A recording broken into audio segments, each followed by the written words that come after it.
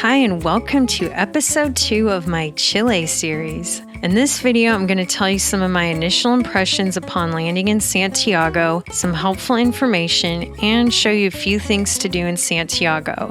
So let's get right into it. If you saw my first video about prepping for the trip, you'll know I did a ton of research and bought and returned a ton of clothes. Yet the night before I left, I had nothing packed. Okay, it's after 7 p.m. and I leave for Chile tomorrow morning. I have not packed anything. I feel like this is the most unprepared I've ever been for a trip, but I'll be gone for a month and I'll be doing 2 weeks in the south and then 2 weeks in the north. When I got to the airport and checked in my bag, the agent told me to go to this website and fill out the form before I landed in Chile. Nobody asked for any confirmation of this when I landed though, so I don't really know what it does, but I think you're supposed to fill it out.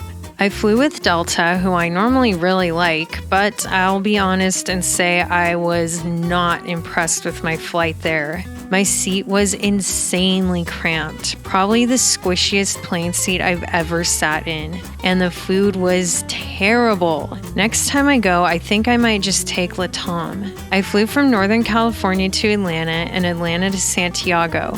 So it's a pretty straightforward flight if you're coming from California. There was more turbulence than I'm used to on long-haul flights, and I had it on my way from Atlanta to Santiago and when I was flying from Santiago to Atlanta. So that might be typical of this route. So if you get plane sick, take your medicine. When we landed in Santiago, we had to go to the bathroom. As we were waiting in line, a girl in front of us went into a stall and came back out right away and said there was no toilet paper in there. The lady behind her went to the stall, and as she was walking, she pulled toilet paper out of her pocket and said, "This is Chile, you must always be prepared." As we would learn later on our road trip, truer words have never been spoken. So mark this down. Sometimes you will need your own toilet paper.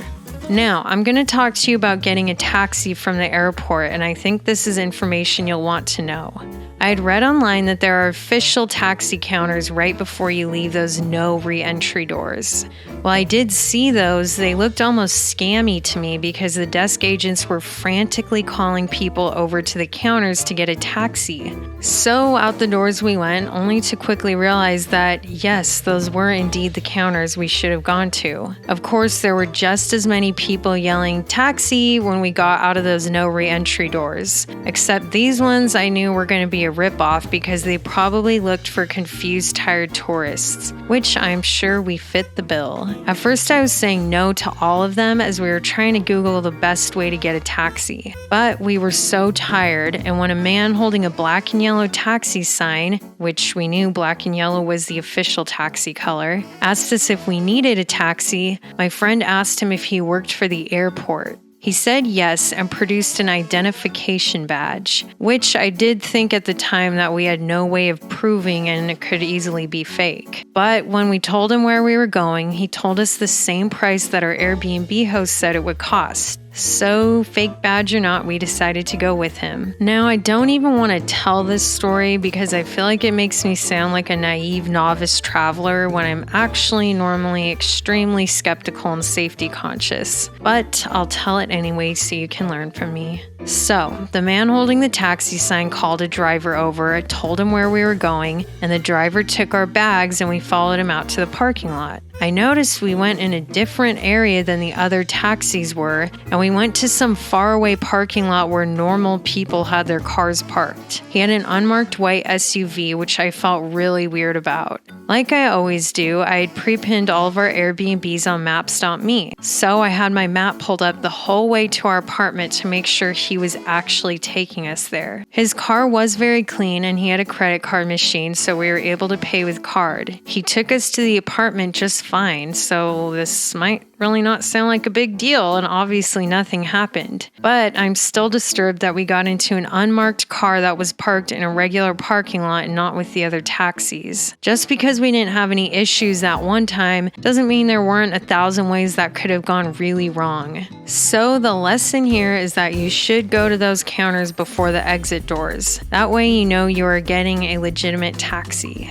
After that incident, there were several other ways that we took transportation. On our way back to the airport to fly down to Patagonia, our Airbnb host had arranged for somebody they knew and recommended to come pick us up. He was in a regular car, but he had a credit card machine and he had the best rate out of anybody else we used the rest of the trip. When we came back from Patagonia, we used Trans VIP, which is a private company that you can book either online or on their app.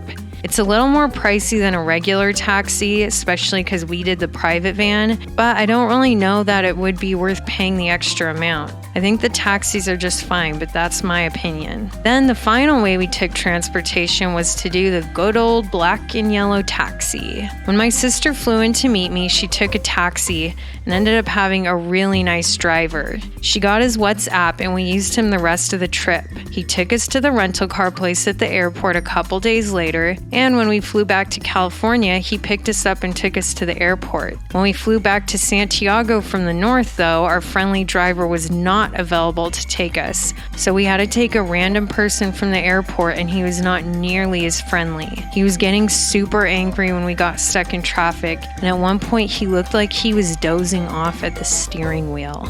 So, if you find a driver you like, it might be worth it to get their WhatsApp so that anytime you have to go somewhere, you can check with them first to see if they're able to take you. Our favorite driver was a sweeter older gentleman, and he loved to point out different buildings of historical and cultural significance, and he always played tranquil meditation type music. Speaking of taxis, I'm really glad we decided to just take taxis in the city and not do a rental car, because there's a lot of traffic, and it seems like it would be stressful and unenjoyable to drive around the city. We stayed in this neighborhood, which we really liked because it was easy to walk everywhere and it felt safe. Later in the trip, we stayed in this neighborhood and we didn't like it nearly as much. We just didn't like the walkability to things, and there was kind of a rough element in that area. Some of my initial impressions were that I felt instantly comfortable. It didn't feel like there was much of a cultural difference between California and Chile, and the people were so friendly. Santiago is easy to walk around. There were a lot of young people. People dressed pretty casual, and there were a ton of cute dogs, especially little white ones. After we got checked in and showered, we went out exploring. Before we left our apartment, though, we contacted our host about this sign in the bathroom. No flushing paper. That's right, no flushing toilet paper. And it wasn't just this apartment, it was everywhere we went. I cannot tell you how horrified I was to find that out. I actually thought to myself that I didn't think I'd be able to make it through the whole month of throwing toilet paper away in a trash can. I almost wanted to just end my trip early because I could not bear the thought. You do eventually kind of get used to it, but it is still foul. One thing that affected my first days of the trip was that I was on the tail end of a cold, and flying seemed to reverse all progress I had made and made me way more sick. So my ears did not pop once on either flight, and I felt like I had cups over my ears and that I was deaf. I could barely hear. I really felt awful those first days, and I was not enjoying exploring as much as I would have liked to. We got lunch at a cute looking place, but one I could tell was going to be overpriced and have bad food because it was in a touristy area. Sure enough, the food was terrible and we barely ate it. Now, let's go ahead and take a moment to talk about the food in Chile. I had read that it wasn't that good, but I brushed it off and figured I could just eat mostly grocery store foods. Folks, this is not a joke. The food is probably the worst I've had on any trip before. I'm sorry, Chile, I love you, but the food was nothing to write home about. Even grocery store food like a simple cup of yogurt. That sounds like, how could you go wrong with that? Well, you could, because it was not good. Or if you buy groceries to make your own meal, none of it was good. Everything was weirdly flavorless or overly oily. I don't even know. It's just that nothing tasted good. I think I actually lost weight on the trip because I wasn't eating much because the food was so bad. I will say I did find a few chocolates I liked though. We didn't do a ton of walking that day because we were tired, so we stopped at the store and grabbed some groceries and headed back to our apartment. As you know, I love putzing around grocery stores in other countries. Okay, the first thing I'm gonna try is this lime drink. I don't really know what it is. It smells maybe like iced tea, but I can't really smell anything right now, so I don't know. Wow. Okay. It's very sweet. Very sweet. I think this is like iced tea, but it's really sweet with a hint of lime. I don't think I'll buy that again. Okay, next we have Savoy Cree. Chocolate with milk and tostaditas. Oh, puffed corn. Oh, it says it right there in English. Puffed rice. I think it's basically like a crunch bar, but crunchier. Not the best. Okay, this is the next one. Cappuccino flavor. And they had a lot of these biscuit type cookies, but with an orange filling. But I don't really like chocolate and orange, so I decided to do the cappuccino filling. What? Okay, it's good. The cookie is good, but it doesn't really taste like cappuccino at all. It just tastes like a chocolate cookie. I have no clue what this is, but I'm really intrigued. It almost looks like halva with a cinnamon stick in that picture, but I don't know. I think this is like the South American version of halva. No, it's not. I don't know what it is. It doesn't have a strong flavor. The texture is more, it's not as crumbly as halva. It's not super sweet. It's not bad, but I can't really figure it out. Okay, the last thing is a bonbon. I feel like it'd be full of marshmallow. I think it's got wafer and like a cream filling. It's pretty good. I don't really like the cream filling actually. It's kind of like got a weird like oily, milky texture. After sleeping over 12 hours, we got a late start the next morning and headed to the top of Cerro Santa Lucia.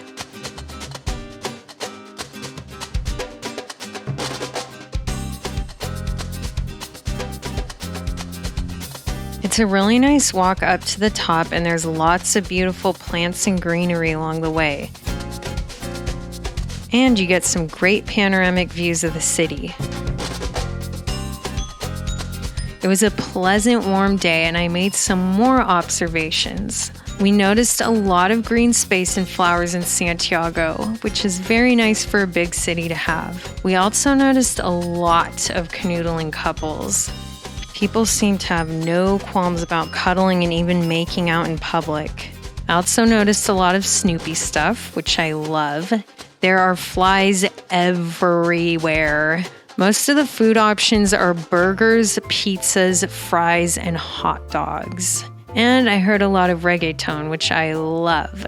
We wanted to go to the Mercado Central, and along the way we came across a fun pedestrian zone called Paseo Ahumada that takes you to Plaza de Armas. It was fun just to be around the energy of all the people, even if you don't buy anything. It's also where I saw my first mote con huesillo being sold at a stand. It's a dried peach wheat berry drink that I saw all over Chile and which I tried later. And you'll have to keep watching the series to see my taste testing video on that.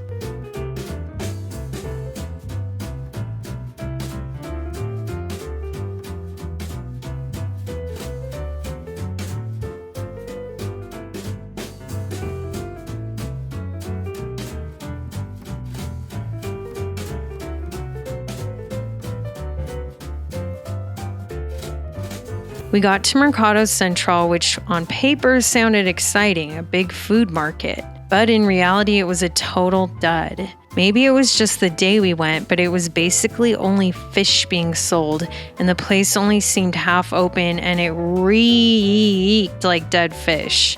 It was a lot of waiters from restaurants inside trying to get you to eat at their restaurant in a very persistent way, like an overly eager car salesman.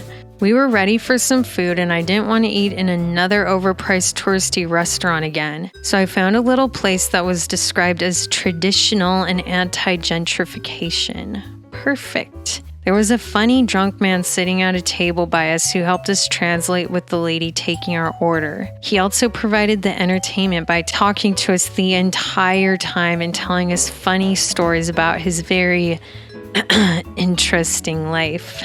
The food was definitely better than the day before, and since soup is my favorite food, it really hit the spot.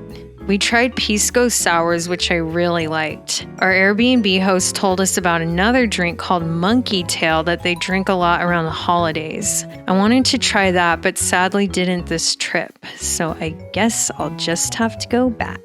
We stopped at a Leader after, which we were surprised to see a bunch of Equate products there. Turns out it's owned by Walmart, so if you go to Leader, you're basically shopping at Walmart. That concluded our 2 days of R&R in Santiago before we started our Patagonia trip.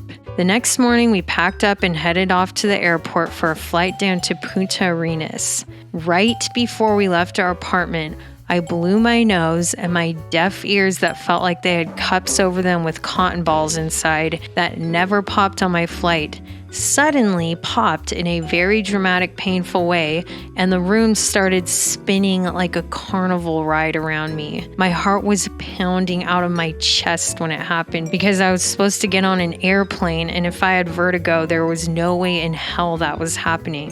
Thankfully, after a few moments, the spinning subsided and I was okay.